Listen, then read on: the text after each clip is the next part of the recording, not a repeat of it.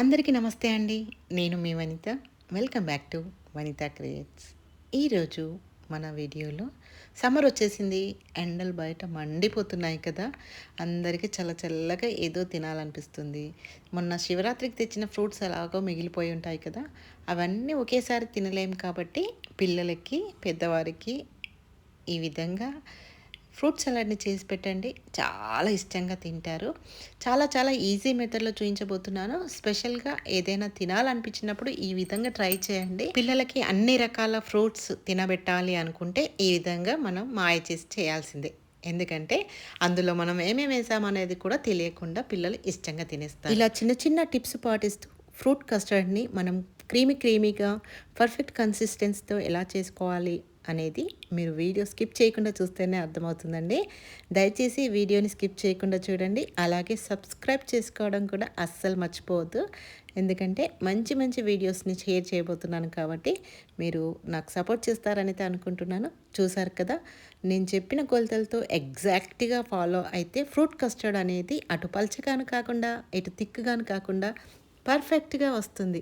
Even పిల్లలు కూడా చాలా ఇష్టంగా తింటారండి.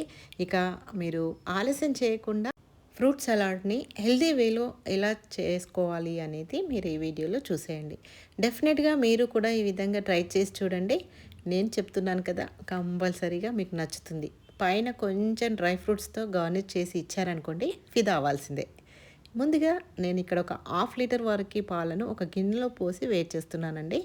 మీరు ఒక మందపాటి గిన్నెనే తీసుకోవాలి. ఎందుకంటే మనం చిక్కటి పాలను తీసుకుంటున్నాం కాబట్టి గిన్నె మందంగా ఉంటే బెటర్. ఇక్కడ నేను పాలను స్టవ్ పైన పెట్టి ఒక 2 టేబుల్ స్పూన్స్ కస్టర్డ్ పౌడర్ని తీసుకున్నాను. ఇప్పుడు మనం దీనిని కొంచెం వాటర్తో కలుపుతున్నానండి. మీ దగ్గర కాచి చల్లార్చిన పాలు ఉంటే కనుక వాటితో కలుపుకోండి. ఇక్కడ నా దగ్గర లేవు కాబట్టి నేను వాటర్తో కలుపుతున్నాను. నేను ఇక్కడ వెనిలా ఫ్లేవర్ ఉన్న కస్టర్డ్ పౌడర్ని తీసుకున్నానండి. మీకు కావాలంటే మీకు నచ్చిన ఫ్లేవర్ని కూడా తీసుకోవచ్చు. ఉండలు లేకుండా కలుపుకోవాలండి. ఇక్కడ కొంచెం నిదానంగా మనం ఉండలు లేకుండా కస్టర్డ్ పౌడర్ని వాటర్లో కలుపుతున్నాను. చూసారు కదా, మంచి క్రీమీగా వచ్చేసింది.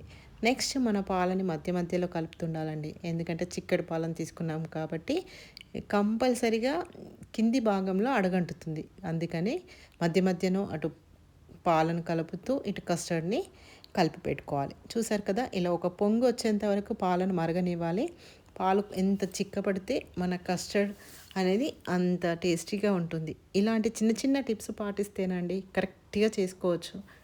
చూసారు కదా, నేను ఇలా కలుపుతూనే ఉన్నాను. చిక్కపడ్డాయి పాలు. ఇప్పుడు మనం 100 గ్రామ్స్ వరకు షుగర్ని తీసుకోవాలండి. మీకు ఇంకా షుగర్ ఎక్కువ తినాలి అని అనుకుంటే ఇంకొంచెం ఒక 50 గ్రామ్స్ వరకు ఎక్కువ వేసుకోవచ్చు. కానీ కరెక్ట్గా హాఫ్ లీటర్కి 100 గ్రామ్స్ షుగర్ సరిపోతుందండి. షుగర్ వేసిన తర్వాత కూడా పాలని మంచిగా కలపాలండి. అప్పుడే మన షుగర్ మొత్తం మెల్ట్ అయిపోతుంది. చూసారు కదా, ఇప్పుడు మనం ముందుగా కలిపి పెట్టుకున్న వెనిలా కస్టర్డ్ పౌడర్ ఉంది కదా, లిక్విడ్, అది అందులో వేసేయాలి. చూసారు కదా, తొందరగా చిక్కపడుతుందండి. చాలా జాగ్రత్తగా కలపాలి ఇప్పుడు కూడా, ఎందుకంటే కస్టర్డ్ అనేది కూడా మాడిపోతుంది. అందుకే కంపల్సరిగా ఆగకుండా ఒక 3 to 5 మినిట్స్ మాత్రం ఉడకనివ్వాలి. అప్పుడే కస్టర్డ్ ఫ్లేవర్ అనేది మంచిగా పాలకు పడుతుంది. నేను ఒక 5 మినిట్స్ వరకు కస్టర్డ్ని ఉడికించానండి.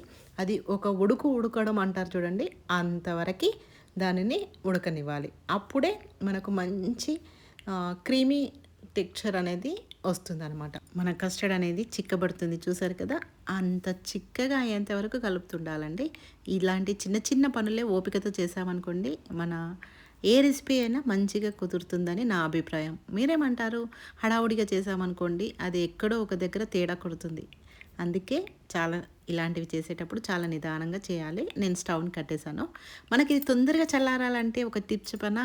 ఒక వెడల్పాటి గిన్నెలో కొన్ని వాటర్ తీసుకొని మనం చేసి పెట్టిన కస్టర్డ్ ఉంది కదా, వేడిగా పొగలు కక్కుతుంది కదా, దానిని ఇలా ఒక గిన్నెలో వాటర్ పోసి పెట్టామనుకోండి, తొందరగా చల్లపడుతుంది. అప్పుడు మనం ఫ్రిడ్జ్లో పెట్టుకొని కూల్ చేసుకున్నాం అనుకోండి, మన టైంని సేవ్ చేసుకోవచ్చు. ఇది మనం క్రీమీ టెక్స్చర్ రావాలని చెప్పాను కదా, అది ఎలా అంటే ఇలా చిన్న టిప్ పాటించాలి. మన దగ్గర ఏదైనా పెద్ద ఫిల్టర్ లాంటిది ఉందనుకోండి, దాంట్లో మనం చేసి పెట్టుకున్న చల్లార్చుకున్న ఈ కస్టర్డ్ని ఈ విధంగా ఫిల్టర్ చేసుకోవాలి. అందులో ఉండే చిన్న చిన్న ఉండలు ఉంటాయి కదా, అవన్నీ ఇందులోకి వచ్చేస్తాయి. మనం అప్పుడు కస్టర్డ్ని క్రీమీ టెక్చర్కి తీసుకొచ్చుకోవచ్చు. చూసారుగా చిన్న చిన్న బాల్సేనండి, కాకపోతే అవి మనకు క్రీమీ టెక్చర్ రాకుండా అడ్డుకుంటాయి. అందుకే మనం ఇలా వడగట్టామనుకోండి, మన కస్టర్డ్ కూడా మంచి క్రీమీగా తయారవుతుంది. చూసారు కదా, నేను గిన్నెలో దున్నదంతా వేసి దానిని ఇలా వడకట్టాను. చూస్తుండే తెలిసిపోతుంది కదా, చిన్న చిన్న బాల్సేనండి, కానీ అవి క్రీమీ టెక్చర్ రాకుండా అడ్డుకుంటాయి అన్నమాట. అందుకే ఈ విధంగానైతే ఫిల్టర్ చేసేసుకోవాలి.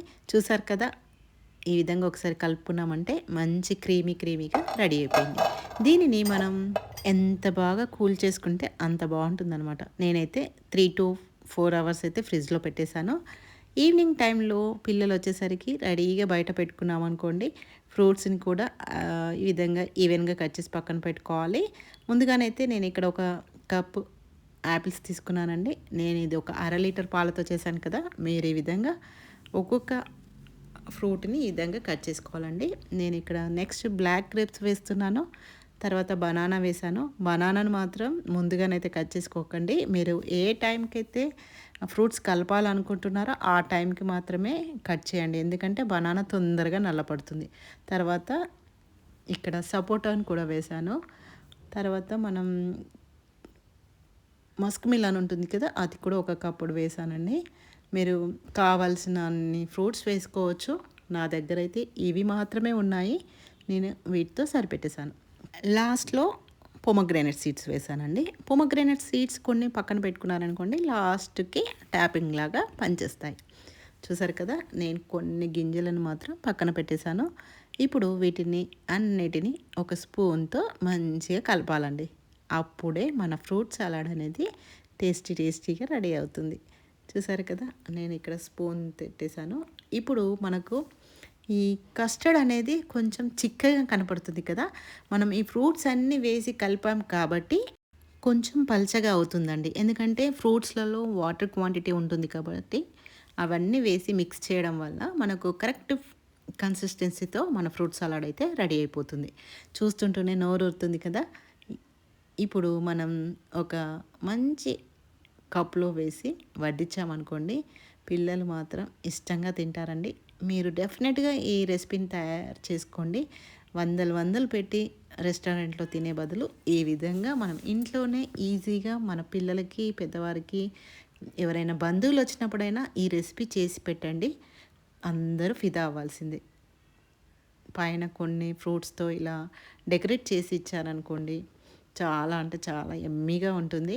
ఇంకొక విషయం, మీకు కావాలంటే డ్రై ఫ్రూట్స్ కూడా వేసుకోవచ్చండి. బాదం, కాజు, అలాగే డేట్స్ ఉంటాయి కదా, డేట్స్ని కూడా చిన్న చిన్న ముక్కలుగా కట్ చేసి వేసుకుంటే తినే అప్పుడు అక్కడక్కడ టేస్టీగా అనిపిస్తాయి అన్నమాట.